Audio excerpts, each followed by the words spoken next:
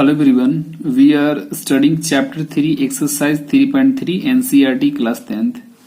Now consider the question 3. Form the pair of linear equations for the following problems and find their solution by substitution method. ठीक है, यहां पे बात कही जा रही है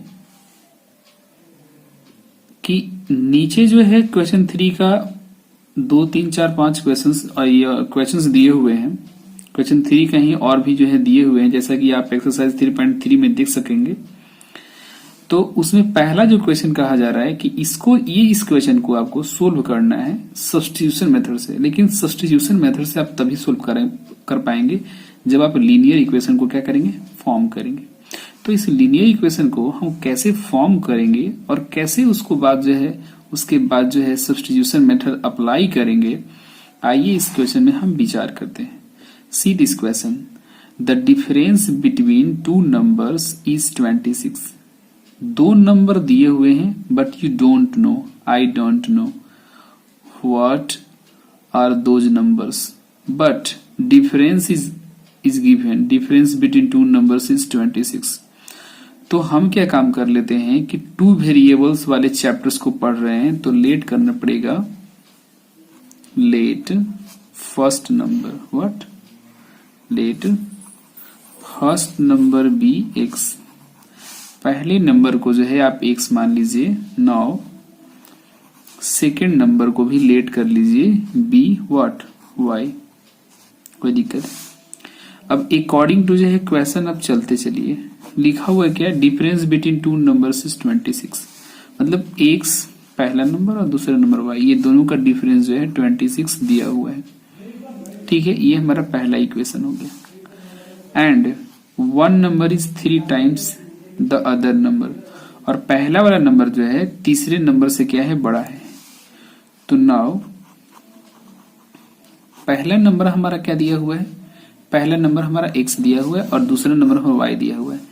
पहला नंबर जो है, फर्स्ट नंबर जो है पहले नंबर का 3 टाइम्स है। इसका मतलब क्या हुआ कि इसका जो वैल्यू होगा उस वैल्यू में जब आप 3 से मल्टीप्लाई करेंगे तब जाकर के ये पहले नंबर का वैल्यू आएगा। तो जब दोनों को इक्वल करना हुआ तो 3 से मल्टीप्लाई करेंगे, क्योंकि ये नंबर पहले से ही ज्यादा है इस वाले नंबर से कितना, 3 टाइम्स। तो अगर हम इसमें 3 से मल्टीप्लाई कर देंगे तो पहले ही और ज्यादा था और ज्यादा हो जाएगा, इसीलिए हमको सेकंड नंबर में 3 से मल्टीप्लाई करना पड़ेगा और हम उसको इक्वल करेंगे।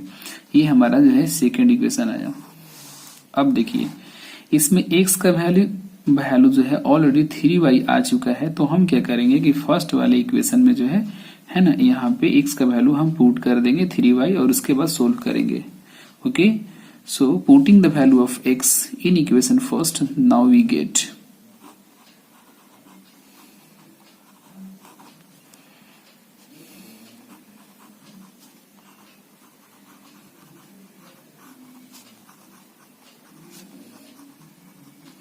putting the value of x in equation first,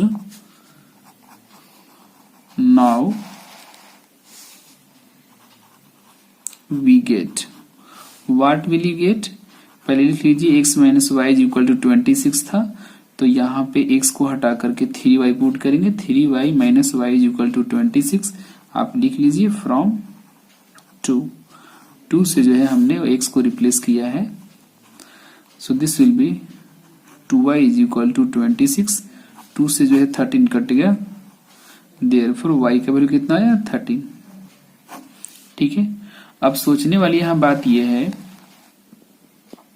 कि अगर y का वैल्यू 13 आया है तो हम कोई एक इक्वेशन में x minus y equal to 13 है तो y का वैल्यू हम क्या रखेंगे, लिखिए x minus y equal to 26 है, x का वैल्यू को पता नहीं है, y का वैल्यू 13 पता है, इज इक्वल टू 26 हो गया। ठीक है, और x is equal to minus 13 जो इस तरफ आएगा तो प्लस हो जाएगा 26 प्लस 13। Therefore x का जो वैल्यू होगा 639,213 okay. So we have x is equal to 39 and y is equal to 13। ठीक है, तो पहला आप देख लीजिए कि ये पहले इसको कहा जा रहा था कि आप क्या कीजिए, क्वेश्चन क्या कहा जा रहा था क्वेश्चन कहा जा रहा था कि आप इसको पहले जो है लीनियर इक्वेशन में कन्वर्ट कीजिए और लीनियर इक्वेशन में खिलाने के बाद इस क्वेश्चन को सोल्व कीजिए। तो ये हमारा सॉल्यूशन जो है एक्स का वैल्यू 39 और वाई का वैल्यू जो है 13 आया है। This was the solution of this question. इस क्वेश्चन के लिए बस इतना ही। That's all.